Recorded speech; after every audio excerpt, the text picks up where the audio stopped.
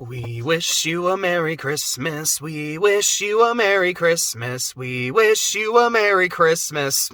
Now let's talk about SC. Yes. Oh, shoot. This just got really dark for a second. Yes, it is Christmas. It is December 25th. If you celebrate it, Merry Christmas. If you celebrate other days, happy holidays to you as well. But on this joyous day, on this most celebrated day, let me talk about the video game that, I can't say it brought me the most joy. It's my favorite game. Deadass, 100%. I think in terms of its overall score, it boat races any other Trails game, and some of them have gotten really high scores as of late, and yes, spoiler alert, it's going to dominate them. In terms of other games that I know I truly love, have played, I would probably play them before I have loved them, unless I, watched someone play them so I experienced them vicariously, but we're not getting into that. Games I have loved and played and scored. There's one other game that could feasibly give it a run for its money that I think could tie it, but probably not beat it. But to me, I guess it kind of depends on the genre, but generally, if the two games have the same record, but one game to me has a much better story, I will give that game the edge as a tiebreaker. Just because that's, at least when it comes to RPGs, that is what I am looking for. If one game is more fun, but the other game just gave me such an engaging story, I will go for that overall, but I'll still really like the other game as well, And so there's this video. I've seen it, I don't know how many times. It's not a particularly long video. It's maybe, 10 minutes? Probably a little less than that. I don't remember exactly what it's called. It's something along the lines of the Muv-Love effect. And it's this guy, I believe the video even says this was taken from a 1-hour delirious rant and significantly edited down. And it's a guy just ranting and rambling about how good Muv-Love is. And it's one of the reasons I played Muv-Love, and hard agree, it's fucking phenomenal. The new one comes out next year, and if it gets an English release, that is an immediate buy. No question.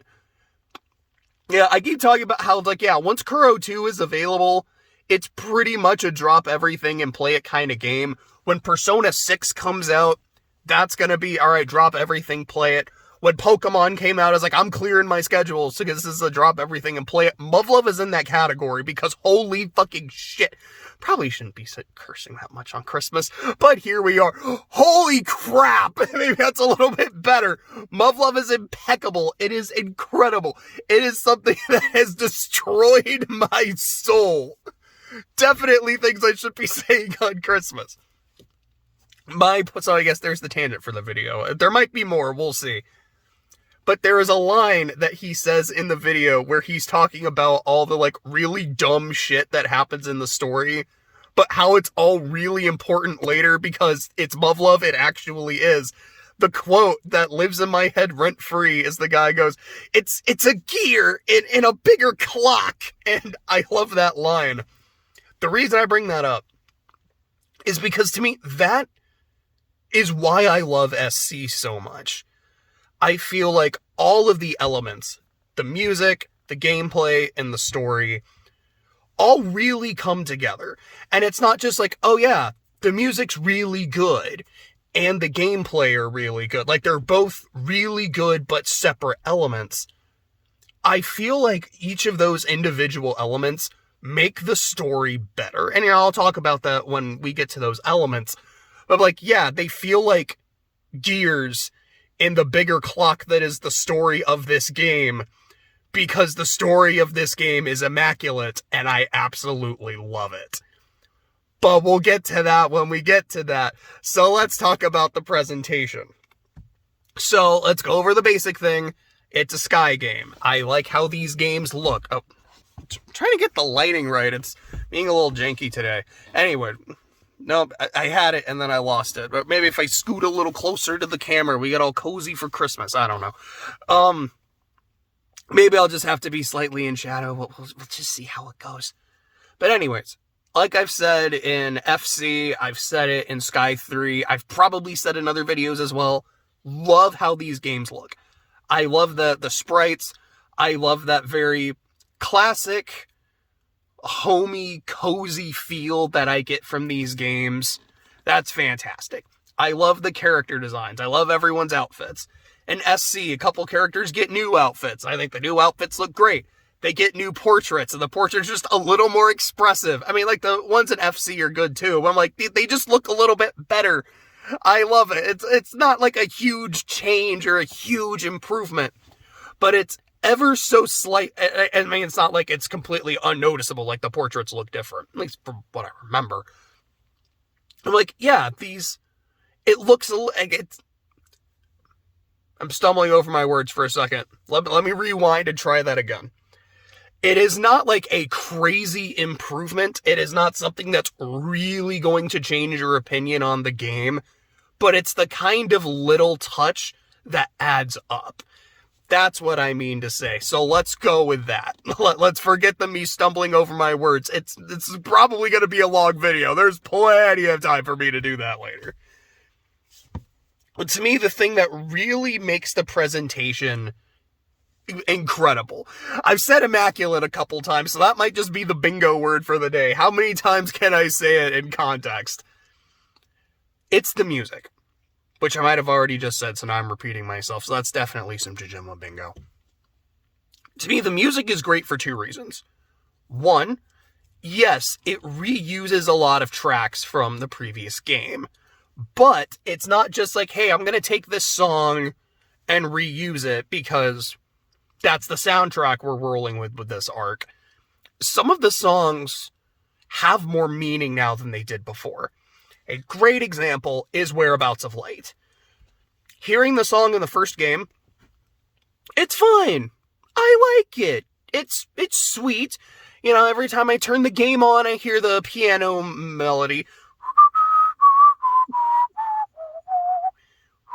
I'm like, that's really sweet. I dig it. Now, every time I turn the game on, I hear...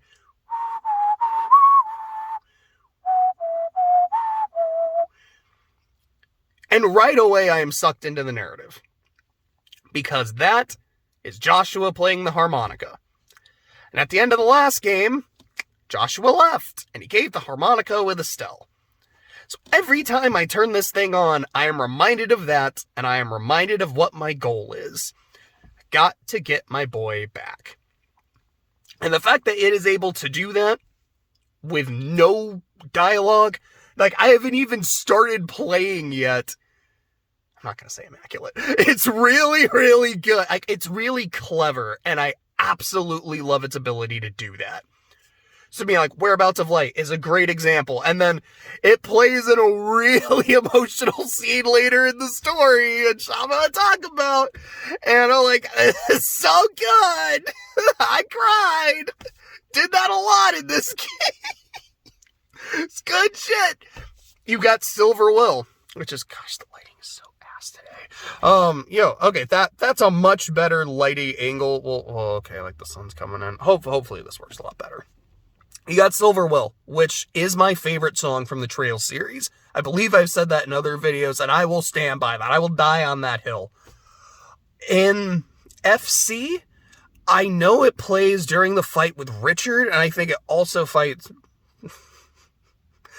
it fights during the play with Louve. Sure, we'll keep the flub in. That one's funny to me.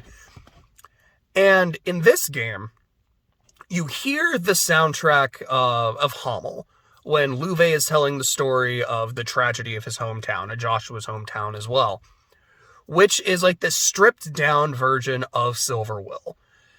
And to me, it's one of those things where, well, I guess this is also it's the new track that's really good, but it's also improving an old one, because to me, it makes Silver Will feel that much grander. Like, it's no longer just, this is a song that's really hype, and it plays when you fight a cool character. It's, no. This is the song that played when he was at his lowest in Hummel. This is him at his weakest, at his most vulnerable. And he survived that. And now he's on a mission. And you are in the way now. So now you are going to fight him at his strongest, at the top of his game. And that song you heard earlier when he was talking about his sob story is now playing in the background and is the most hype shit possible. That is incredible. And it's that made me go from like, yeah, like Silver Will, like this is a good song. I like it. I think I've heard other songs in the series I like a bit more, but I mean, you know, if this is your favorite, this is your favorite. I kind of disagree, but it is what it is. And then that happened, and I got to the fight with Luve. I'm like, yeah, this would do be my favorite now. And having played the other games in the series, yeah, for me, it has not been topped. I can see other people saying like, no, like Unfathomed Force, Azure Arbitrator, Whereabouts of Light, Punch from Cold Steel, which names completely escape me for whatever reason. But this one to me is my gold standard. And then like, let's throw out another one. You've got the main motif,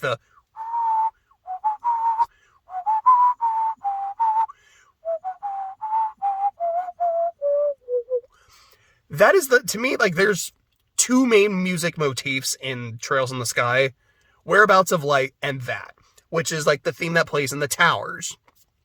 And then when you do the final dungeon of FC, it's also remixed in the final dungeon theme, which I don't remember if I said this in a previous video. I'd be shocked if I didn't, was my first introduction to the series. Because Clay had sent me a video like years ago, and it was just that song. And I was like, yo, this is really hype. This is really good. Maybe I should play these games. Like, what is it on? Oh, it's on, like, the PSP in Japan only. And on Steam. But I don't really play games on Steam. And I still don't usually play a lot of games on Steam. Trails is basically the exception. Not that I hate it. I just don't usually play a lot of games on PC. I'm just more of a console guy. Personally, that's how I grew up, and that's just, I don't like change. But, that was my first introduction, and buying a game because of the final dungeon, or for the final dungeon music, is not out of character because here's another tangent. Did it for Fire Emblem Echoes because I heard the Twilight of the Gods song. I was like, I'm gonna buy this game, I'm gonna play this game, I'm gonna get to this final map. Game's great. I loved it. No, because now I'm remembering. It's like, I had a good time with it. I think I had my problems with it, but overall, I really loved it. I had a lot of fun, but damn, that final map thing is so good. But anyways, back to Sky.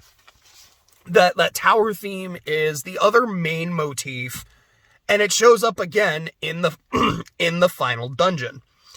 And it plays twice. Because, like, there's the first part of the final, because the final dungeon is 3 phases. There's the Ark, the ship, which almost sounds, what's the word I wanted? Oh, my brain is just redundant. Thank you. That almost sounds redundant, but the Ark and the ship are different things. And then after that is the tower, or is it the pillar? So it's either Axis Tower or it's Central Tower, Axis Pillar. There we go. So the pillar is the last part. So the Ark has that, like the main motif as part of its theme. And I'm like, oh, it's here in the final dungeon. Like that's so on point. That's so perfect. I love it. And then the ship has a completely different theme, which I'll talk about in a second. And then I love Sky music so much. It's so good. And then we get to the, like the pillar, which also has a version of that main motif, and it's so weird. Like, that whole song sounds so alien, and, like, not like it sounds wrong, but, like, this sounds weird and out of place. Oh, it's cool. It's so cool. It's like Chris Pratt. But it's like, yeah, I think the returning songs have a little bit more weight to me now because of just some of the narrative decisions that have been done with them and the way some of the motifs come back. But then we get some of the new songs. Looking Up at the Sky, the Overworld theme, which is a complete replacement to How They Walk in Liberal. which, oh shit. Sorry. So, quick tangent, but very relevant tangent. Earlier in the year, when I was doing my podcast thing, I tried writing a review of this game. And the moment where I realized SC is my favorite game, full stop, no question, is I realized I could not talk about it without crying. Like, I was just, like, I was either on the verge of tears or I was actually shedding, almost said shedding wet. So I guess we'll say that I was either on the verge of tears or actively shedding wet while just talking about it and like writing my thoughts out. And I was like, bro, this doesn't happen with other games. And it's not like this was something I just played. This was like a year ago and the emotions are still fresh. Oh, I think I have a new champion. Like, I finished the game, I was like, yeah, this is absolutely one of the best games I've ever played. I absolutely love it. Didn't realize how much I actually loved it. Okay. Important to bring that up because I felt it. So, there might be a point where I just start crying. I don't know, but don't be surprised if I start, quote, shedding wet. Of course, with an H. Gotta love the silent, often invisible H after a W. So, point. Looking up at the sky. Gotta be one of my favorite songs in the whole damn franchise. Definitely one of my favorites in the game. Probably my favorite new song. I have to say probably because there's some contenders. But it's the new overworld theme. How They Walk in Liberl, which is the one from the first game. It has this very, very bouncy, let's go on an adventure vibe. And I love it. Like, it's so fun. It's so pleasant. And it fits the vibe of the game. Estelle and Joshua are going on a journey with no real set. I mean, like, they have a goal, but it's not like, we gotta go save the world, or, we gotta do this crazy shit. I mean, part of it is, like, Dad went missing, we gotta make sure he's okay. But a lot of it is, we are going on our bracer journey, we're gonna become senior bracers, we're essentially going to be JRPG protagonists. It's gonna be a great time. In this game, there is a very personal goal. Joshua left. You don't know where he is, but you are going to get him back. And whatever shit he is involved in, you are going to help him get out of it, come hell or high water. And the song, it's just so melancholic. Like, I remember stepping outside the first time in the game, which I think is stepping out of Ruin, because I know Ruin is the first major chapter, like outside of the prologue and whatnot. Maybe, because I think technically, because the game does technically start in Grantal. I don't remember if you hear it outside of there. But regardless, the first time I heard it, I was like, this is different. Like, this hits really different. Oh man, I feel this. And then it kept playing, anytime I was in the overworld, I was like, oh, this is the new overworld theme. Oh boy. There is a part after, like, the first verse, I guess. I don't really know musical terms super well. But after, I believe it is the first verse, the second verse kicks in, and it's a harmonica. Like I said earlier, Joshua left, and he left the harmonica with Estelle. So you always have that reminder. So anytime in Sky, I hear a harmonica or I see a harmonica, I think of Joshua. So the fact that literally the sad overworld music, every time it plays, you get that reminder of what you lost and are trying to get back without saying anything. Like I said earlier, it's so clever and it hits me so hard every time I was playing it. And I felt it a couple times just now. I'm like, let's not break down and cry, but I wouldn't feel embarrassed if I did, because I love this game so much. It's like, I cried while playing it. I'll fully admit to that. No question. But, like, it's so good, and it's so smart, and it just, stabs me right in the heart, man. So let's transition to another new song that does not do that, but is still really, really good. You get the Enforcer theme, and there's 3 versions of it. So there's the normal theme that plays whenever the Enforcers are, up to no good. Just, sneaking around, being Dirty Dans and Pinhead Larrys, It's so eerie and sinister. Excuse me. And the fact that these guys and gals had to take a quick check. It's like, are any of them non-binary? It's not that I'm aware of, so I think I could get away with calling them guys and gals, but if there's something I have missed here, feel free to point that out, and I will make an addendum to that later. But as far as Onyx, I think Campanella, Campanella maybe, because Campanella, I think, is usually referred to by male pronouns. I don't know what pronouns he uses for himself, but I know he cross-dresses a few times in the 3rd, which doesn't necessarily mean he identifies as female, but potentially. And then I know in Cold Steel 4, you fight Campanella when you're also fighting the girls. So Campanella might be non-binary, might be gender fluid, I don't know. So let's say, what was the term I used? Let's say guys, gals, and other pals. There we go. We'll keep it a little mixed. Regardless. It's very eerie, very sinister, and with the way they've been hyped up in the game, in the narrative, it really, really fits, and I think it just adds so much atmosphere anytime they're on screen. The next version of their theme is the theme of the Glorious, which is their giant airship, and it's this...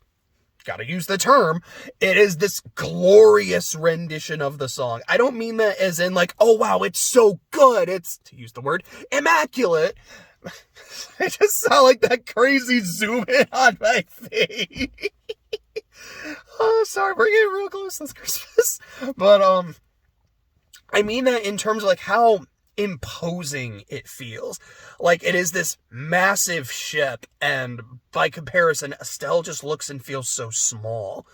And then just this big orchestral, like, remix of the song playing, like, at least for me, I'm like, this makes it sound so much more intimidating. And given the fact that I am literally on the enemy stronghold, it absolutely should. And I freaking love this. This is so cool. But then there's the other remix of that song. I guess technically there's 4, because there's also a Super Range version, which I don't believe actually plays in the game. I could be wrong about that. Maybe it plays in the 3rd, but I think that's still Fateful Confrontation, which quick pin in that, we'll definitely get to that. But I know it plays during the McBrunzo fight in Cold Steel 4, and that's really, really, really cool. So I guess technically there's another remix of it, but I don't think it actually plays in SC. But I think it might be on an official soundtrack for SC. So I guess we'll say 3.5 remixes. So let's rip that pin out real quick. Fateful Confrontation is the reason I can't say Looking Up at the Sky is for sure my favorite new song, because it's so good. It is so hype. It takes that incredibly eerie, sinister, creepy, atmospheric, other adjectives I can't think of, but I'm slinging at the wall to see what sticks. It takes that song and makes it the, like, coolest, most hype metal boss theme. And I work out to it all the time. It's so good. That guitar riff is so good. The just guitars, oh gosh, I love Fateful Confrontation. I remember Clay telling me, he's like, dude, the Enforcer boss theme, that's what it plays when you're fighting the Enforcer. He's like, yeah, like, they, except for Luve, because Luve specifically gets Silver Will, and I love that he doesn't get their theme. He gets a separate one, which is technically also shared by Richard, who has no connection to Hummel. So, admittedly, it's a little weird, but I'm gonna ignore it. I'm just gonna focus on the part that really works. Because to me, this game has earned that level of, I can look the other way for this, $2 to really cool parts. Anyways, point. Fuck, what was I saying? Oh, sorry about how song is. Okay, so I remember what I was going to say now. Clay had told me, he's like, dude, the Enforcer boss theme is like metal as hell. You need to listen to it. I'm like, I'll listen to it when I get to it. You're hyping it up that it's really good and really hype.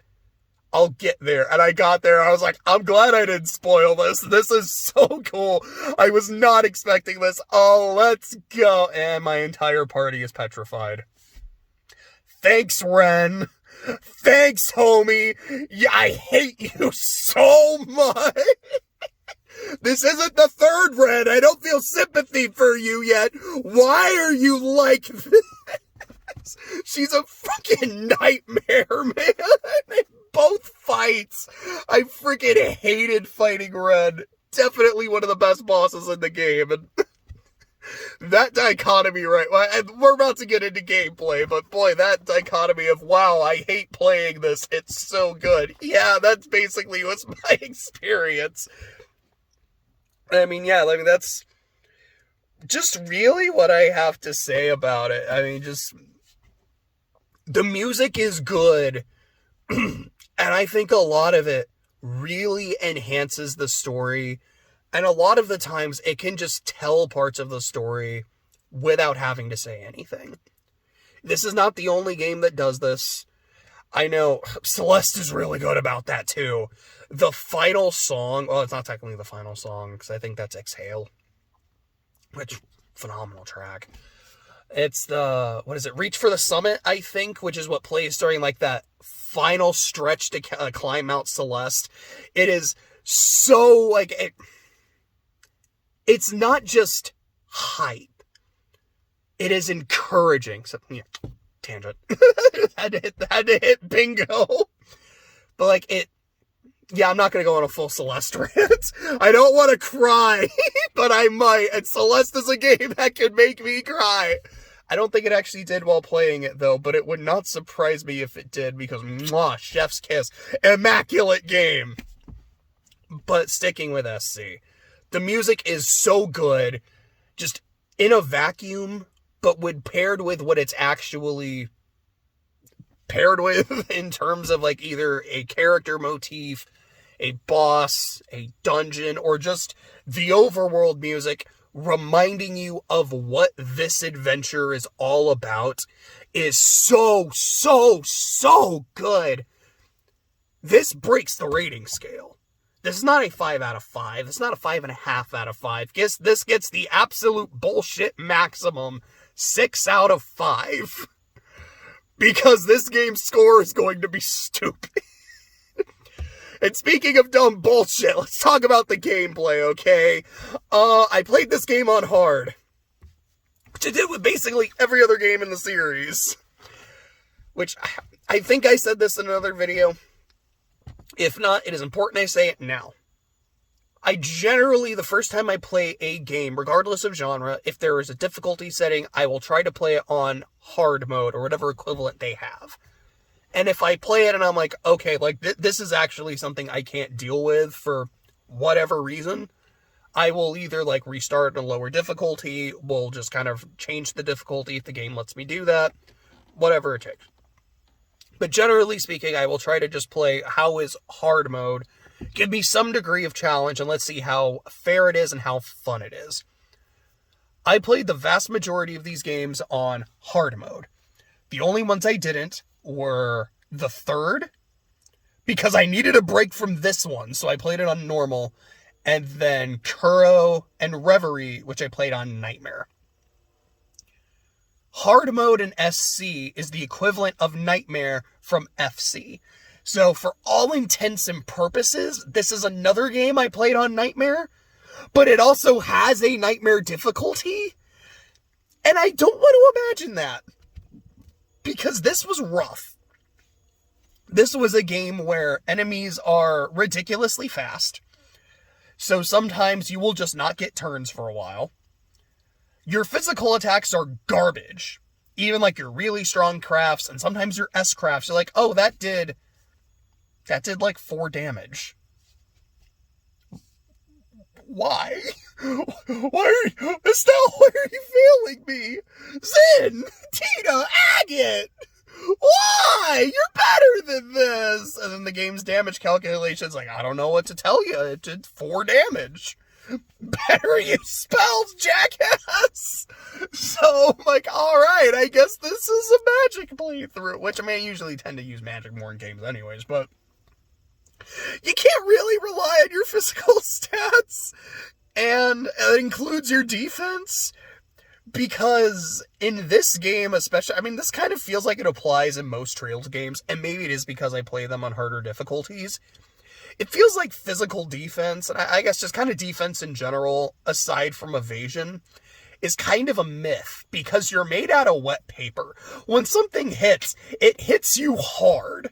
Now, you frequently don't die in one hit, but you're like, I have like 2 to 3 on a good day, or it's like 3 on a good day, but like, I can basically do like 2. Okay, don't get hit again. Got it. Make sure that someone is consistently able to heal, put up shields, you know, whatever you got. Like, I feel like a lot of time, this game in particular, to me, it is a very defensive way of playing, which is not inherently a bad thing. I actually really like playing defensively when I'm playing turn-based games. Persona 5 Royal is one of the very few exceptions where it was a game that just allowed me to go super offensive and do insane, crazy bullshit. Reverie is another game like that too. That's one of the reasons I loved playing Reverie so much. And the third as well. I'm like, yeah, I still have to make sure my defense exists, but I can just make dumb builds and go ham. I can go hard. This game does not let you do that. At least hard mode doesn't, or if it does, I did not figure that out, because, oh boy, the first boss, old by my arts, fuck that guy, man, that shit was awful. I was doing that because I was like, wait a second, because I learned really late into FC that every time you retry a fight, it makes the fight easier, which, dope as hell, that's actually a really nice mechanic. But when I learned that, I was like, oh, you know, I kind of wish I had beat the game without doing that, now that I know that that's a thing. You know, for the next game, I'm not going to use that mechanic. Like, I'm going to specifically toggle it off, and just every time I'm fighting an enemy, you know, it does not get its debuff. So after an hour fighting the first boss, and not making progress, and getting so close, but in the end, it didn't even matter. I was like, sure, toggle it back on, let's see what happens, and then immediately kicked his ass. I was like, I'm gonna need to keep this on, and I hate it. I hate that so much, but fine, we'll do it. And the game still kept kicking me in the dick. It was so brutally hard. I hated playing it. So here's why it still gets a good score. And no, it's not just... Crap, what's the name? Stockholm Syndrome, that's it. It's not just because of Stockholm Syndrome, and it's not just because of pure bias. 1, the base mechanics are still really, really, really fun. Brutal as hell, but still a lot of fun. 2, a lot of it, I think, comes with the vibe of the game, because the game is still hard by the end. But you get more used to how you need to play it, and you get better at it. Which is, again, supporting the story. Estelle keeps her crafts, and you do get craft upgrades, and you get some new S-crafts, and they're really cool. Wheel of Time is really hype. I think this is the game where Tina gets her S-craft that summons, like, a satellite cannon to blow shit up. That's really cool. Joshua gets Phantom Raid, which is my favorite S-craft in this entire series, because of just like how It's one of the only ones that to me is like, this is a pure character development S-craft that just, I will run no more, as like the Ouroboros symbol behind him like gets shattered. So perfect. I love it so much. And then so even like back in Cold Steel, when he shows back up and he says, I will not falter again, I'm like, that's not the same, and I don't like it because change. Like, it still works, it gets the point across, but just like that delivery, like, I gotta give a quick shout out to Johnny Bosch for it. I'm like, it's so good. I love that. I will run no more. Like, it's so cool. Anyways, point. Estella's not starting over with her crafts, but she is completely starting over with her ornament. The reason being, she fought Lube in a fight in the first game. You do not have to win because he's probably going to kick your ass, and he has access to a spell called Silver Thorn, which you don't. Regardless of how you build your character in that game, it is not on your spell list at all. You have no idea what the hell that is. And in this game, they explain it as, yeah, he just has, like, he has more advanced equipment. And with the stuff you were using, you can't catch up. In terms of pure magic, you cannot catch up to him. So, Estelle, you have two choices. Number one, you keep what you have, so you stay as strong as you are. But know that you are not going to catch up. You are not really going to get better. Option two, you start over. It's going to be a long journey. It's going to be probably quite a while until, at least in terms of magic, you catch up to where you were before. But you can do it. And if you do this, you have the option to catch up to that guy and maybe even surpass him. But as my guy Olmec would say, the choice is yours and yours alone. And Estelle, 10 times out of 10, would take that choice. Like, no. If the reason Joshua left is because he thinks I'm too weak and that he has to keep looking out for me, and that makes me a liability, and he wants to keep me safe, and whatever is going on that he's involved in is too dangerous for me to be there, then I need to get stronger. And if this is the option that gets me stronger, I am going to take this. I don't care if I have to start over. I am going to get there. And I love that. So, you get stronger. You get better shit. You get used to how bullshit the game is. And you adapt, and you learn, and you improve. The game doesn't get easier, but you get better at it. At least that was my experience. And again, it felt so tied into the story that I didn't mind it as much as I should have. And anytime I got so mad or frustrated, I was like, I can't hate this. Because it works so well. And the fact that there's so many hurdles and obstacles I have to overcome to get to the end, to get my boy back, it makes that journey feel so much more meaningful for me. And maybe that's part of the reason why Crossbell's story just doesn't resonate with me as much as some of the other games. Because I really found Crossbell to be really easy. Zero is kind of a joke in terms of its difficulty. Reverie, even on Nightmare, like after chapter 1, and even then, that was Reen's chapter 1 with the Claire fight in the Magic Knight. The rest of the game was really easy.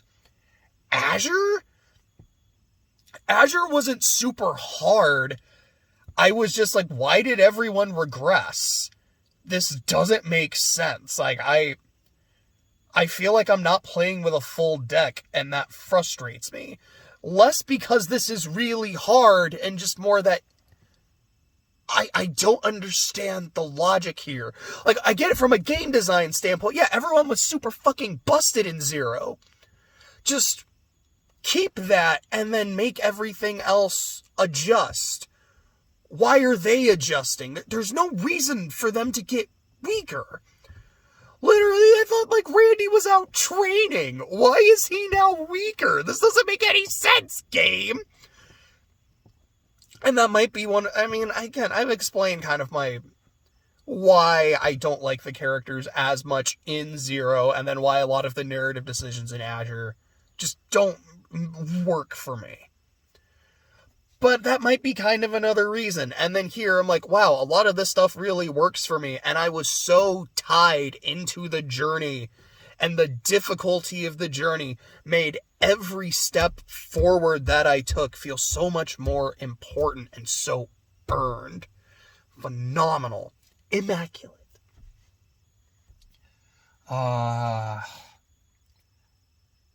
We do get a few new characters. We get Julia and Vander, who is Chloe's guard and Olivier's guard, respectively, from the previous game. They're only playable, I think Julia's like a... Sorry, I just got a real quick text.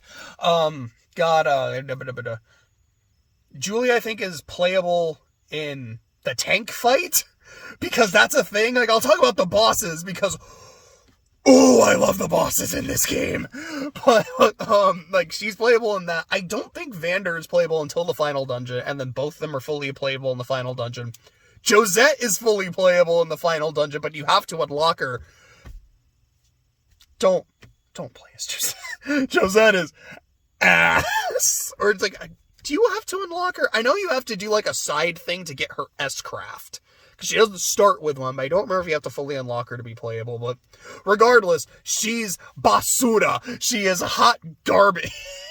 Like, just play Josette if you're trying to make the game harder. Which, if you put it on hard mode, you really don't need to. Why would you do this to yourself?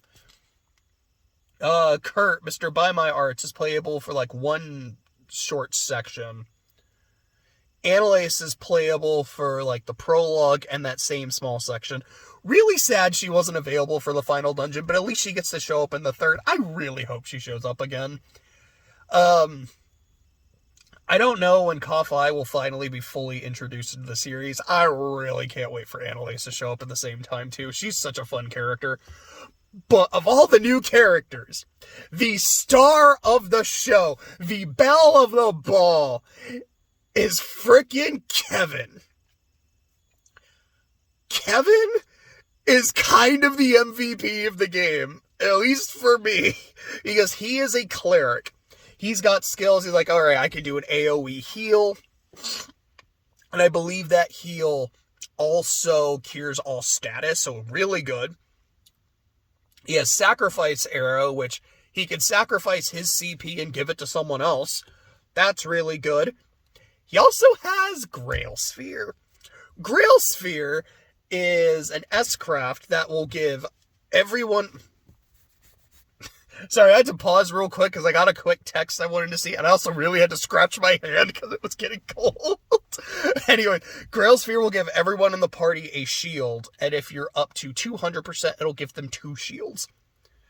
So when you've played as many Trails games as I have, once you just get entrenched in it, you start to get that sixth sense, which is not always accurate, but a probably 85% accurate sense of when an enemy S-craft is coming. There's times where I'm like, I can feel it. It's coming up. And then like in the Cold Steel 3 and 4, they completely telegraph it. But I'm like, they're about to pop an S-craft. I need Grail Sphere right now, because that'll keep everyone safe. And in every series after, actually not Cold Steel 1 and 2, well, technically Cold Steel 2, because Alphen has that. That's Kevin has it in the Sky Trilogy. Tio has it in Crossbell 1 and 2. Alphen has it in Cold Steel 2, so in Cold Steel 1 you're just SOL. Cold Steel 3 and 4 is Emma, and then Reverie, it's just well, because Alphen's also playable in Reverie. I don't know if I ever used Alphen in Reverie. I assume her S-craft is the same and it still shields. I could be wrong about that. So possibly you have 2 shield people. But anyways. Grill Sphere. Grill Sphere is wonderful. Kevin's just support abilities, they're wonderful. He's also just not a bad mage. I was like, Kevin, thank you. You are now a permanent fixture on the team. Welcome aboard, Mr. Priest. Great shit. So now I just kind of want to see, do I have anything else I really want to say about gameplay before I get into the bosses? I guess just, we have the same things I disliked about the first game. No dungeon maps and this, like, ambush when you get hit in the back. I still don't really like that. You can upgrade your ornament slots. It's not just unlock a slot, you can actually level them up, which does mean potentially you could put crazier quartz in there, because this is the game that introduced the gem quartzes, which, from what I remember, are more readily available in the third. They're available in the final dungeon. They count for a lot of Sepith, so essentially it's like once you start getting these, you can make your characters really, really strong. From what I remember, you can buy them, but they were so ludicrously expensive, like I could not afford a lot of them. I feel like they were easier to get in the third, but that might just be because, hey, when you get Ren, she just has all of them equipped. She's basically got a perfect setup when you get her. Have fun blasting everything. Let's see. Okay, yeah, so now we just talk about the bosses. So, Kurt was ass, and I hated it. And it was like, here's your introduction to the game, sport. Go have fun. Go die a bunch. Let's see. We have the worms. Oh gosh, the fight with the worms was awful. So, the worms gimmick is there's like 7 of them? I don't remember the exact amount. There's a lot. If you hit them for enough damage, and I don't remember if it is a specific threshold of the health or if it is literally, hey, you heard it. Now it can start doing this. It has a move called like Earth Shake, Earth Tremor. Essentially does like an earthquake that will hit all of your party members. And remember how I said that in this game, your health doesn't exist and your defense doesn't either? So when you're fighting like 8 of these, and then they just start spamming their earthquakes, you die very, very obscenely fast. This fight is awful, and it is stuck in my memory. So anytime, sorry, I just noticed someone else was here. Just anytime I'm playing another Trails game and I see a worm, because this is a recurring enemy, it is on sight because of SC. Like, I still remember you. I make sure to make them fucking pay. And then some other things you fight. You fight a tank because this game is insane. And then like 2 chapters later, you fight a dragon because this game is insane. Both, by the way, way easier than the worms. Both, by the way, way easier than the first boss. Like, they weren't, actually, I think I beat both of them on my first try. Like, they actually weren't super hard. They were really fun. Then in chapter 7, possibly my favorite chapter of the entire series. And I know I've said that a lot of it's like, this is one of my favorites, this is one of my favorites. This one might just be my favorite, is you go to all the towers, and minus Luve, you fight, and I guess technically Campanella, because you don't fight him in this game, you fight the enforcers. So it's like Blue Blanc, Walter, Luciola, and Ren. I don't think it's in that, or I don't remember the exact order. But, like, now you get to fight them. So you hear that amazing song, Fateful Confrontation, you're like, alright, we got Joshua back, we got Kevin in the party, Estelle's got her big stick, and whoever is in my 4th slot, which for me was generally Olivier, like, I don't remember if you have to bring specific people to those, like if you have to bring Zen to Walter or whatnot. I know you don't have to in the final dungeon, and I didn't. I hate that I didn't, because you do get robbed of, like, really important character development, but I wasn't gonna win those fights with Zen or Shara, if I'm being completely transparent. I wanted to beat the game. I wanted to go to the next one at that point. But anyways, doing those fights and like having this super good party, hearing the hype ass music, like we're gonna go kick your ass, your ass, your ass, your ass, and then you step up to the fight, and then they're like, oh, you thought you were prepared. Get petrified. Now everyone's petrified. You lose, you die. Oh, I guess we're doing this. Well, fuck you guys. It was so fun. Like, even that kind of shit. I was like, all right, that was some bullshit. I'll be right back. But, like, I had so much fun doing it. It was such an absolute blast. And then fighting them again later. Like, my problem I've said with Kuro is by the time I was fighting those, like, main antagonists in the final dungeon, it was already, like, the third or fourth time I had fought those characters, so I was starting to get bored with fighting them. I think, like, maxing it out at, like, 2, I think is fine. And this game understood that. Because those same enforcers, you fight them again, and it's like, cool, this is only the second time. It's still relatively recent. But it didn't bother me. I'm like, this is actually really exciting. And then Ren's fight is completely different. The first time you fight her, because she's the one with all the petrification minions, she fights you with her minions. I think she also starts that fight with her S-Craft. I could be wrong, but I like specifically remember that.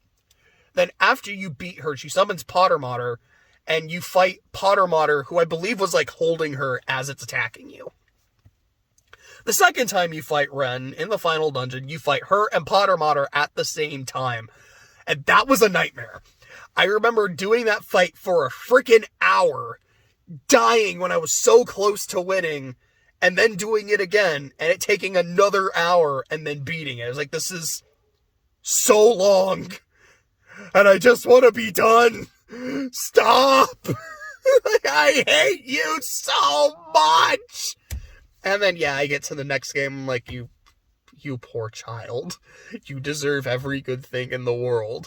But I'm so sorry I said those horrible things in the last game. Because I know I said some shit. I fucking hated Red doing that fight. And then you get the Luve fight. After you fight all of them again, you get the best fight in the series. Because some of these other fights, possible contenders. Like, I don't know if I would put the tank and the dragon up there, but they're really fun.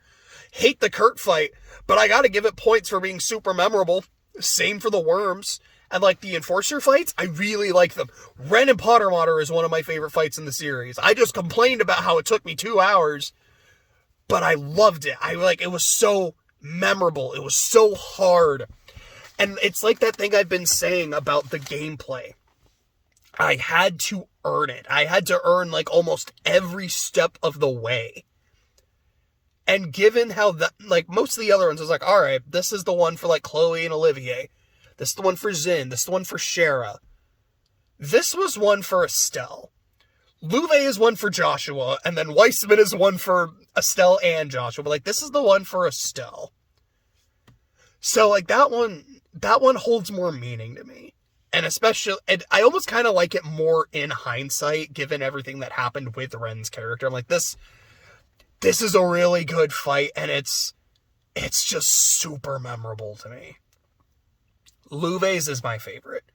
The fight, the man himself, the music, the everything I just mentioned. It's so good. The fact that you literally reset your orbaments and how your shit works to be able to fight this dude. And now you're doing it. And it's so hard. And it's so fun. And this dude is kicking my ass. And I've got the biggest grin on my face. That is really this game in a nutshell, man. All the bullshit, all the suffering. And I still loved it. In spite of all of that. Hell, in a weird way, because of it. I frequently refer to my experience here as just banging my head against a brick wall until I made a big enough hole to go through. because that's what it felt like. This was a 90-hour game.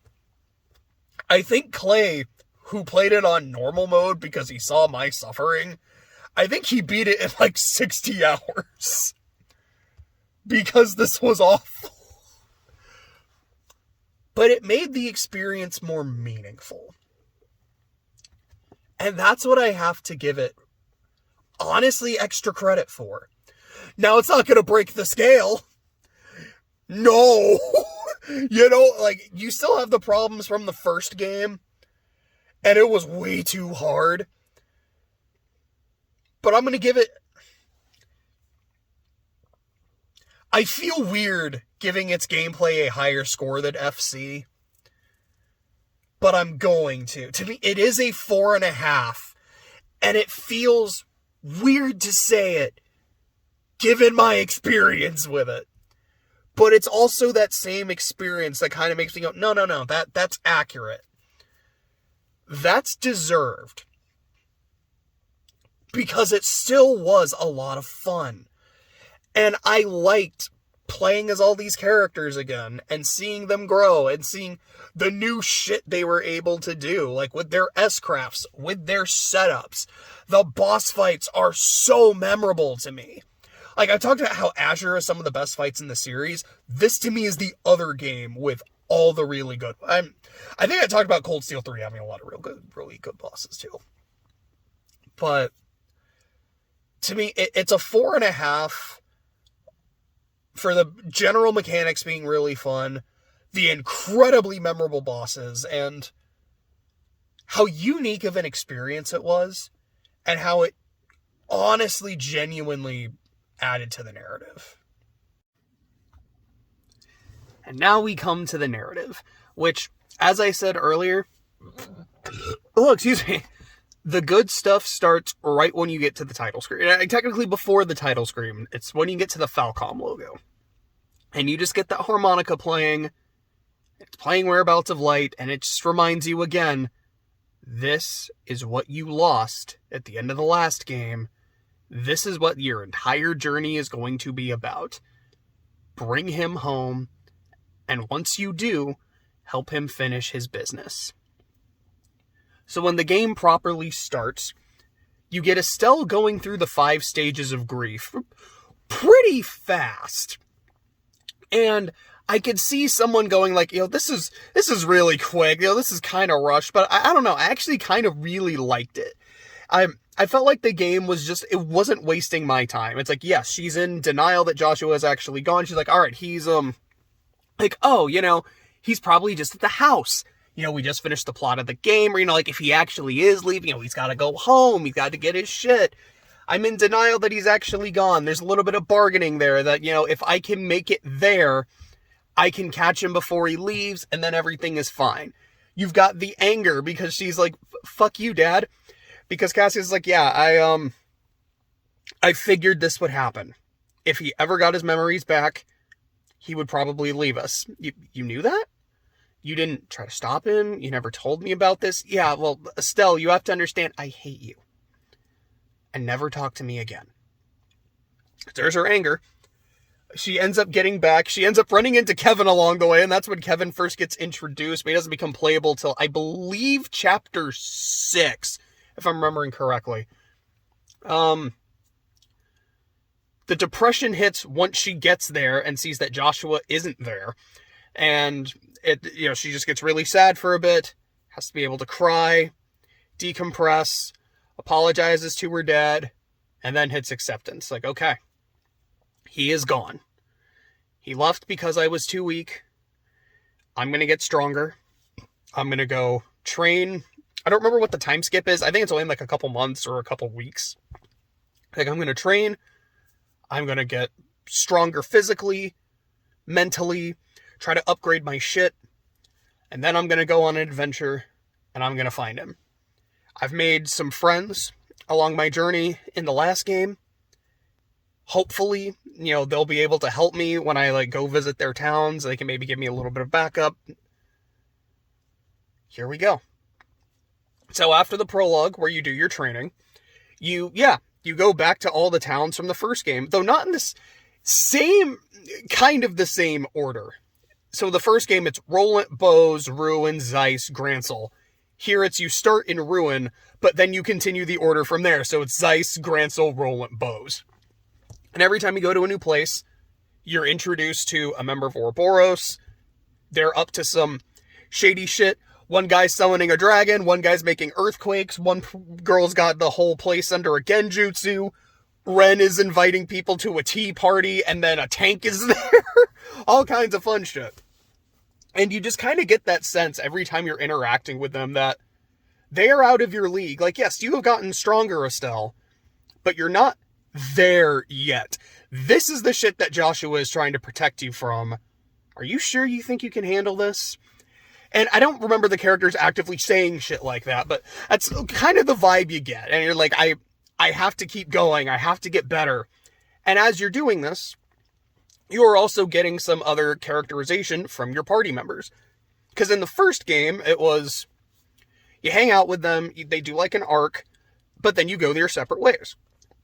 Because, look, you're not trying to do some, crazy save the world adventure in the last game. It was, we're JRPG protagonists just trying to become JRPG protagonists. That's it. And then at the final dungeon where it's like, oh, okay, some crazy shit is going down, everyone shows up to help. Now that's like, hey, there's some assholes doing some weird shady shit around the country. Maybe we need to get a crew together. Then the people actually stick with you. I'm like, that makes a lot of sense. That tracks. But you're also starting to get, I don't want to say you're starting to get personality from them because they very much have it in the first game, but now you're getting more depth. You're getting some backstory. You get Luciola, who is one of the enforcers, is Shara's adoptive sister. Walter, one of the enforcers. I've also heard it pronounced Walter, because I think the W's are supposed to be V's for all the enforcers. I know it is for Luve. I'm still going to call him Walter. That just sounds more right to me. I'm 100% still going to call Weissman. Weissman just, for me, that does not roll off the tongue. I'm going to be completely honest. If I'm wrong, I don't care. I don't care if I get Weissman's name wrong. Fuck that guy. I should almost do it on purpose just because he's an asshole. Anyways, point. Walter and Zin have this old rivalry. Agate is kind of developing a one-sided rivalry with Luve, but you also just get his entire backstory, and that was one of the things. So the things that made me cry, not all of them, because I'm saving one of them. You have Tita jumping in between Luve and Agate and going, don't hurt him, I love him. It made me cry, I can't even lie. It was like the third time in a couple months where a scene of just one person telling someone else that they loved them emotionally got me. It was that scene, the ending of the first game, and bringing it back to Muv-Luv, a scene in Muv-Luv Alternative where two characters just confirmed their love for each other, and I remember crying so hard at that. And it's not like this was like a time in my life where I was like, I'm so depressed, I need love. Like, it wasn't anything like that. I honestly think, like, with Muv-Luv, I needed a time to be able to cry because so much shit happened in the game. I needed a release. And these other, like, the Estelle and Joshua thing was just really, really sweet. This one, I think it was my body and my brain were like, I mean, we've cried twice at these.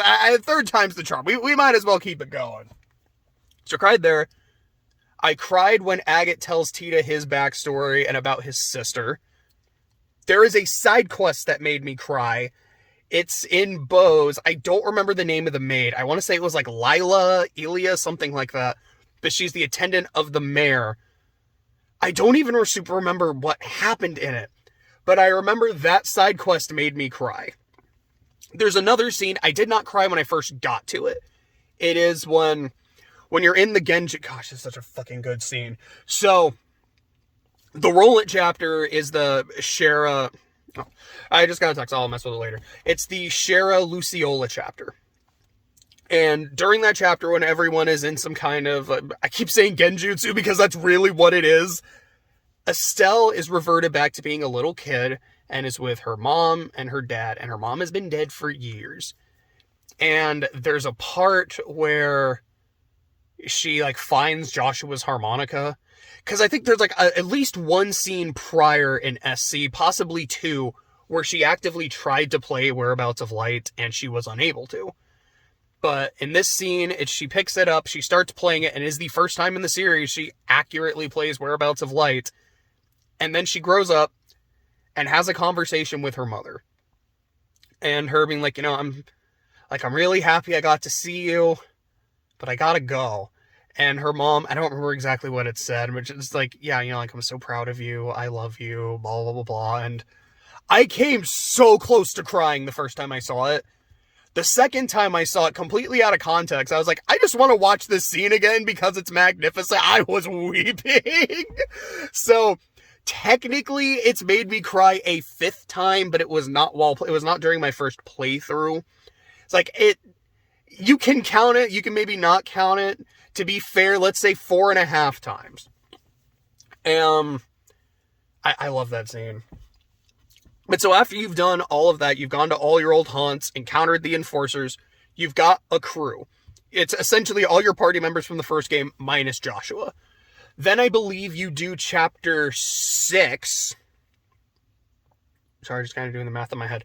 Yeah, because it's 5 cities, and then you have a prologue, the 5 cities, so now you're on chapter 6, which I believe is the factory. And so, just checking my notes. Yeah. So then, the scene I really remember from the factory, because I think the boss you fight like a collection of dolls that just look like Joshua. And I remember Estelle having this vision of Joshua standing in front of her. He's like, Estelle, I'm just a doll. And then the doll's body like falls apart. And I've seen the Trails in the Sky OVA. It's terrible. Like, I know I talked about it in a previous video. Like, it's bad. It's the kind of thing that makes you go, so who is this for? I know, like, Clay and I were having that conversation. It's like, so, if this is for people who played the game, you're gonna piss them off because it's a really bad adaptation. Like, it doesn't even have, like, Weissman and Kevin in it. What the hell? And if you're trying to get new people into it, well, you didn't even cover the first game. And it's so rushed. Like, is this supposed to get people interested in playing it? Like, I don't know, maybe. But after he watched it, he's like, shit, now it makes me really want to play the game again. I was like, maybe that's exactly what it's for. It is to remind you of some of the good shit so that you go and play the game again. But I will say, their version of that scene is very creepy, and I think it's probably one of the better parts of it. Also, I mean, like, they do a fight between Luve and Joshua, and I think I remember it being really cool, but not as cool as it is in the game. Anyways, you do the factory. It's super creepy. This is when Kevin joins. And as I said earlier, Kevin is like an MVP candidate for how, like, of the gameplay. It's fucking amazing. After that, Estelle gets captured by White. I don't remember if she fully gets captured or if she's like, hey, he's like, hey, come with me. We can make a deal. And then she accepts the offer. I genuinely don't remember. But either way, Estelle is on the Glorious. She's being treated as a guest. Weissman makes her an offer to join Ouroboros. She says no. She has a conversation with Luve, and he tells her about Hummel. Short, concise version of that. Some assholes from Erebonia wanted to start a war, so they hired some Jaegers, dressed them up in the the uniforms of the Liberal Army, and attacked the village of Hummel, which is in the Empire. The idea being, it's like, hey, we're going to make it look like Liberal soldiers attacked us, so now we have a reason to fight, and, because we're war hawks, we want more land, we want the pride of victory, all that shit. And most people did not survive Hummel. Hummel was bad. Like, the place was, like, everyone was massacred except for 2 people, and then as of Cold Steel 3 people. With the 2 survivors in this game being Luve and Joshua. And if I remember correctly, it was Joshua's life was saved by his sister who died, and Joshua did kill somebody. It was the first time he ever took a life. And Luve, Karin, I think is her name. It's spelled Karin. I don't know if that's Karin. I don't think it's Karen, because that'd be with an E. But she and Luve were an item, and so Luve was, for all intents and purposes, Joshua's big brother. And after that happened, Joshua was basically catatonic. His whole life and his family were gone, aside from his big brother. His sister is dead. He killed somebody. He was not really a person anymore. So Louve took Joshua. They kind of wandered around, found Ouroboros, and they're like, well, here's someone that will take us in. And that's how they joined. And Joshua ended up in the care of Weissman, who was like, this kid is so broken. I want to see if I can put him back together. And Weissman is Joshua's project. Now, not to say that at any point Joshua is not human. It's not like, oh, okay, like he made him actually into a doll. He didn't make him to an android or anything. That is never in question. But Weissman is just so fascinated by this kid. His whole thing is, I want to break you, put you back together to break you again. Because I want to know, at what point would I be unable to? How much can you take and still be put back together? I don't know, but I can't wait to find out. He is such a bastard. I love Weissman and I hate Weissman. He is the epitome of a love-to-hate villain, and I love and hate him so much. But so, you're on the Glorious, you meet the son of a bitch, which, you've met him in the first game, technically, but I think he's let me properly introduce myself. Nice to truly meet you, Estelle. Blah, blah, blah, blah, blah. You end up so then, Joshua shows up on the Glorious, trying to blow it up. It's like, oh shit, Estelle's here, well, gotta save her too. He and Estelle end up escaping the ship, and after that, they don't actually destroy the Glorious, but after they escape from the Glorious, Joshua's like, cool, it's great to see you, glad you're doing well, I gotta bounce, and Estelle's like, no, you stand right the fuck there, I got some shit to say to you, mister, and you know what, you owe me this, because you left. You barely said goodbye, listen to me. And if you listen, you sit there, you shut up, you listen to what I have to say, and I don't convince you, you can leave. That is what it is. If I can't convince you, I can't convince you, but you owe me the chance to be able to do so. And then they talk. And while they were talking, I was crying. I was crying really hard. And Whereabouts of Light is playing in the background. And it's the instrumental version, because I think the vocal version is okay. I don't hate it, but it's the instrumental version that, really hits me. And, you got the, piano notes, and then you got the harmonica playing, this is it. This is what the entire game has been building up to. All the bullshit, all the enforcer shit, all the worms, these horrible worms, was all for this chance.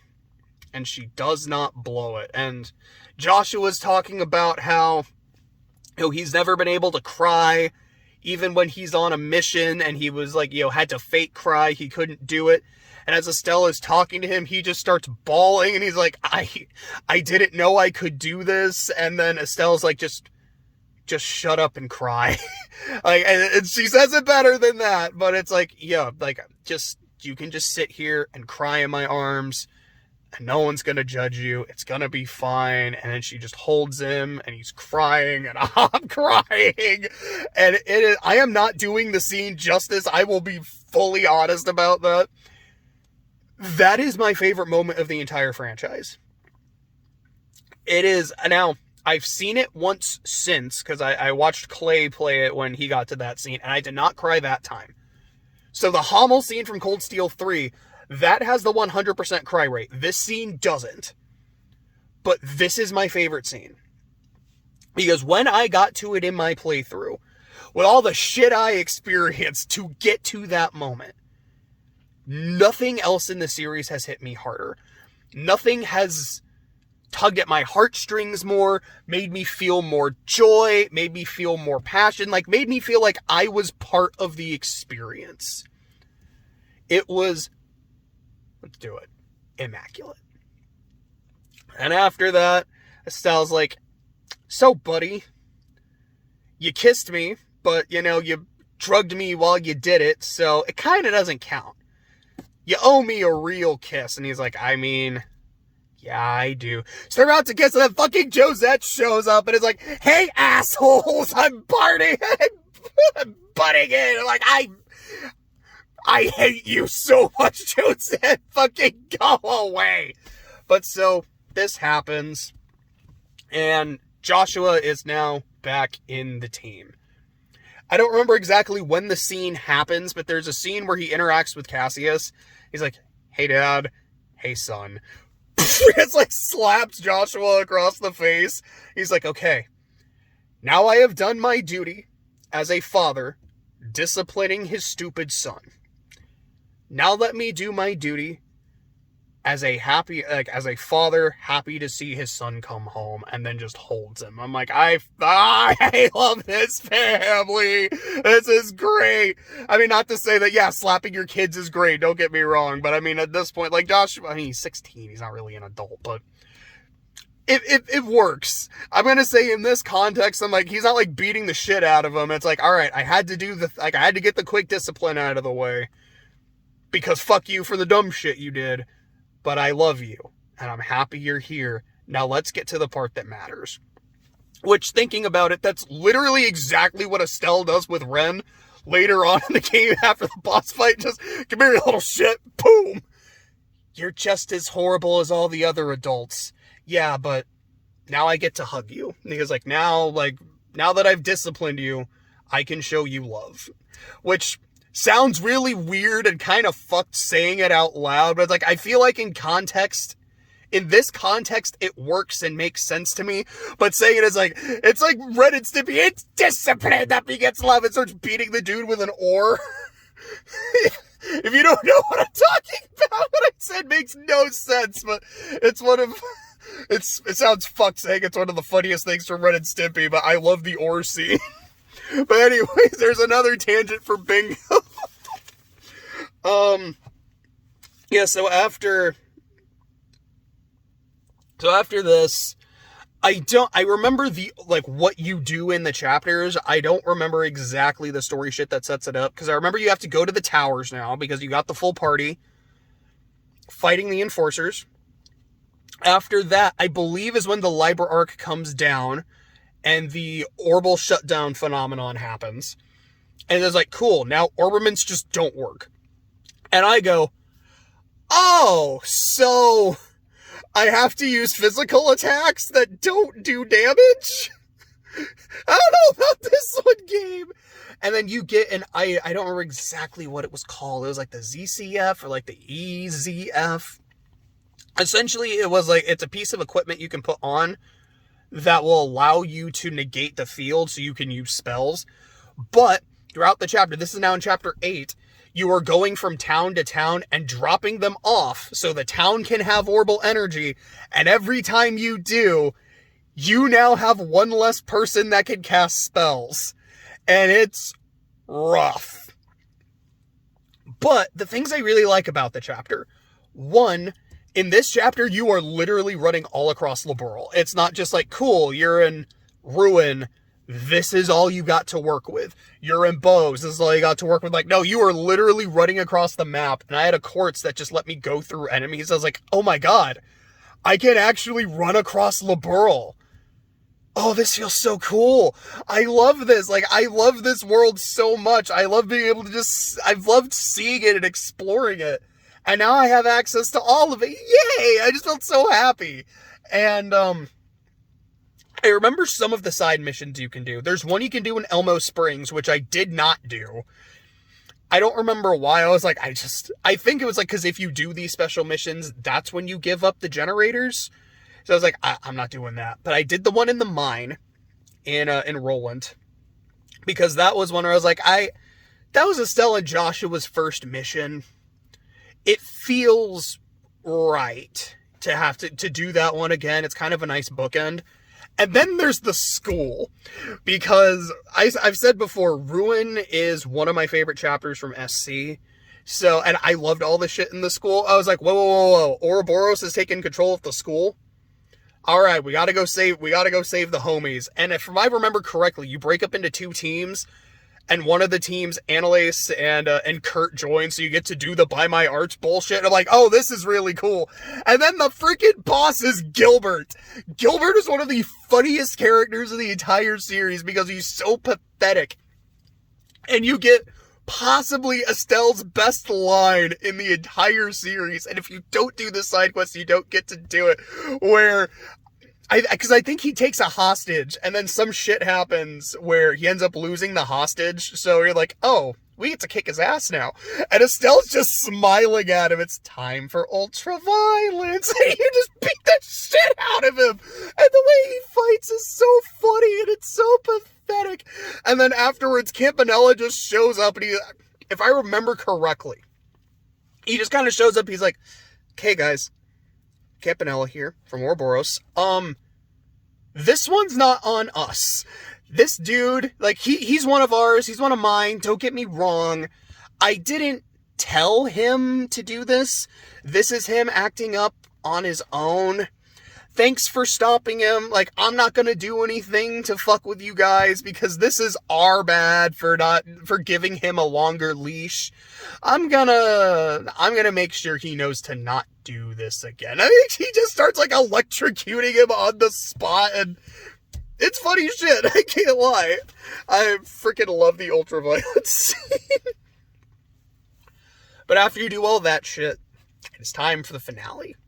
It's time for the Liber arc, which is like, all right, you're essentially, you go to Laputa, and even like what is it? I think it's either Whereabouts of Light or the main thing. I think it is Whereabouts of Light is the one that just really sounds like the Laputa theme to me, and I'm like, huh, you know, a giant castle in the sky, and it's the same song. And was this whole game inspired by Laputa? Oh, excuse me. Sorry about that. It's like, keep in mind, that's not a bad thing. It's one of my favorite Ghibli movies. I think Laputa is an absolute masterpiece. Actually, I think when I'm done with all the Trails videos, and this is the last one until I do like maybe a final ranking, I think my next video project, well, I mean, I'm also doing DreamWorks, is to do the Ghibli movies because I watched them all recently and I have a ranking. I might do that soon. Let me guys know if you're interested in that, because I'm kind of interested in that. Laputa scores really high. I don't actually have numbers for them. This was more just like my kind of tiers. Anyways, bingo tangent. But you do the Liber arc. It is Laputa, this like super advanced species. You know, it's like super advanced ancient civilization, big old thing in the sky above everyone else. But they faded away, yada, yada, yada. Go fight the bad guys. So you do the first part of the Liber arc, and I love the music. The Floating City Liber arc theme, absolutely one of my favorites. Then I don't think I mentioned that. No, I think I did a little bit earlier. Then you go back to the Glorious, you do some shit there, and then you do the Central Tower Access Pillar, which is essentially just fighting the Enforcers one last time, fighting Louvain, and then fighting Weissman. So during the fight with Weissman, after you've done all this shit, he gets control of Joshua's mind and is like, okay, so here's what I'm going to do. Joshua, kill Estelle. So Joshua, like, tackles her, pins her down, like, has a sword, like, going down, and he's like, here's what's going to happen. He's going to kill her, and I am gonna release him from my, like, mind control right as he lowers the knife. So as he kills her, he's going to do it as himself, and murdering the woman he loves under his own power is going to destroy him. And I get to see if I can put him back together. And I'll be honest, don't know if I can, but I can't wait to find out. But anticipating that Weissman would do the cuntiest thing possible because he's a massive cunt. I don't super understand it. Like, they had Kevin kind of do some magic priesty bullshit, which is like, I buy it enough to essentially be like, okay, You will be fully released from Weissman's control if we're able to predict his actions perfectly. So they predict, like, this is exactly what he would do. If he pulls this shit, I am free from him. And so that's exactly what happens. And Weissman's like, oh, well, that's not fun. You ruined my fun. What's wrong with you? And Estelle gives him this speech, which, if I'm remembering it correctly, he's like, I'm sorry for you. I really am. Someone like you, just the things you do, the things you say, the things you feel, no one has ever loved you. And you have never loved another person. I'm sorry. That's awful. And he gets this look on his face. Like, I remember the portrait. And I don't think he said anything at first. He just kind of glared at her. And I loved that. I love how she's not like, I'm sorry, let's redeem you. It was like, no, like, I pity you. I'm gonna kick your ass. But I feel genuine pity for you. And it makes him so mad. So you fight him, and you beat his ass, and he's like, okay, so I have this magic doohickey. I was going to give it to the Grandmaster, because that's my job as an Anguis. But I hate y'all. You want to know how much I hate y'all. So he fuses with a Septarian, which... how would I describe a Septarian? Like, have I described them in other videos? I probably have. I've probably described it as like as an angel, which I that's kind of how I understand it. It's essentially, if Adios is God, she made a Septarian for every element, and this is the space Septarian. To me, they're angels. Some of them are sentient, some of them are not. This is one that, if I remember correctly, the Oriole is not quite sentient, and it's a wish granter. Insert fate comment here about it's the omnipotent wish granting device, or whatever the fuck they tend to call the Grail. Excuse me. But he fuses with it. You fight him, you beat him. Louvet shows up to help. Weissman's like, oh, can't have that. No, I think that happens earlier, where Louvet's like, hey, I'm gonna help you guys, and Weissman's like, I can't have that. But then Louvet comes back not quite dead. Then that's when Weissman more or less kills him, because he does die. And in his final, like, as Louvet's kind of powering him down a bit, he's like, you're the motherfucker behind Hamel, aren't you?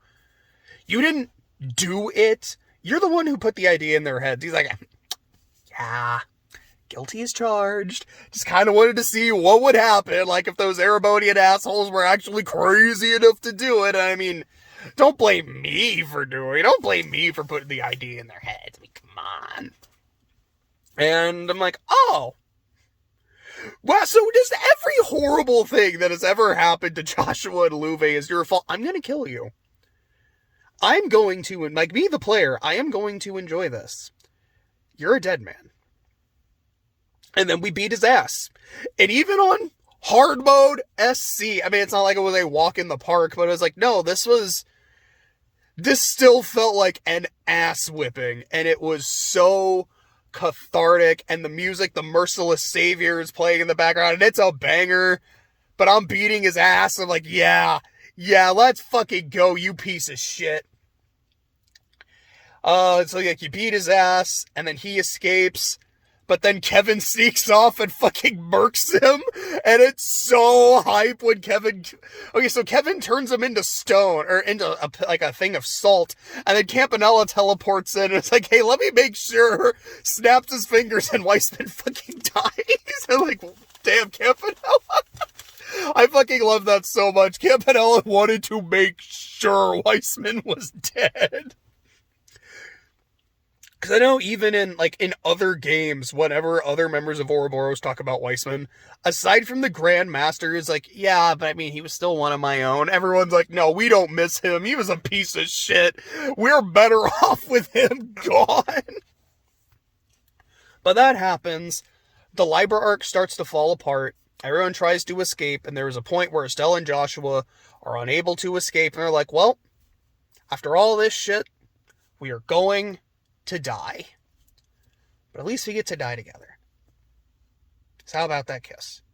So they kiss, and they fall, And then Cassius shows up and saves his kids while riding a dragon because he's Cassius fucking Bright. I 100% believe that he can do that. And he shows up on a dragon.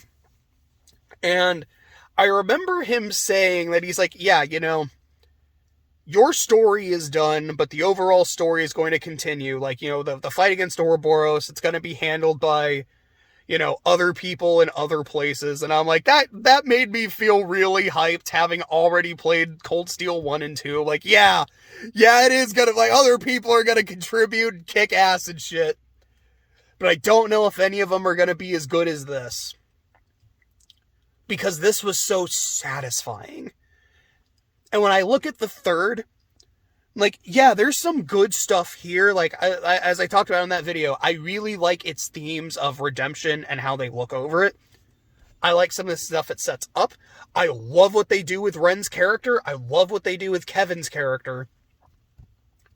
But this is like, to me, it just felt like such a good ending. And it really is like, this is the ending for Estelle and Joshua. Because that is what Sky 1 is all about. It is about Estelle and Joshua. And the second one is, all right, you got to get them back together and have them get their ending. And if one of these two motherfuckers dies in an upcoming game, and I am not unconvinced it's going to happen, I sincerely think, I mean, they're coming back for Kuro 3. Like, they show up in every arc. They kind of have to, and I mean, they're little sisters there. Of course they're going to show up.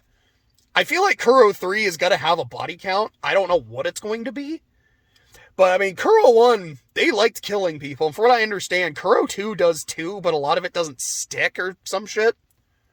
Kuro 3, some shit's probably going to stick.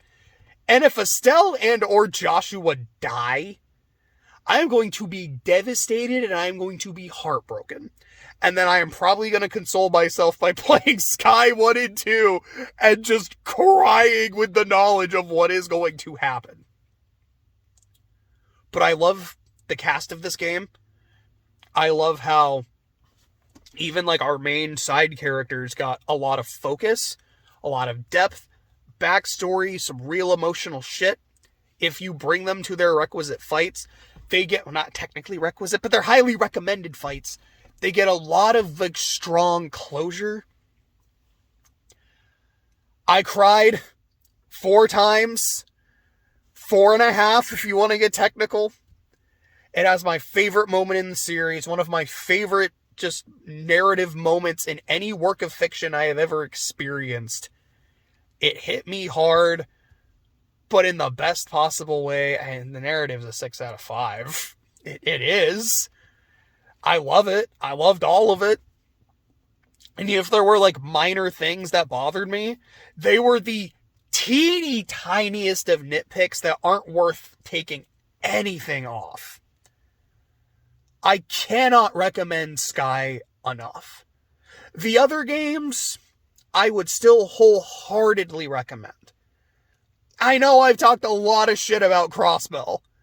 I still really like them.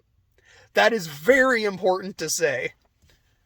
But to me, this is the pinnacle of the series. Yeah, that's what, 6, and 4.5. That's a 16.5 out of 15. I told you it was going to just shatter my rating system. It doesn't really matter. Like, it's whose line is it anyway? Everything's made up and the points don't matter, but I mean, I guess the maximum score, there really is no maximum score, because like, if there's something I really, really like, if I were to rate Madoka Magica or Toy Story, it's going to get something very similar. It's going to just break the system. But at the end of the day, I do love all these games. I don't love them all equally, because there is a very, very clear pinnacle for me. I think the series hit its peak maybe a little too quickly, but it's not like it just went straight to shit afterwards. Again, in my opinion, other people might disagree, because I know there's some people who really don't like Cold Steel, and I get it. I disagree, but I get it, but it's good shit, man.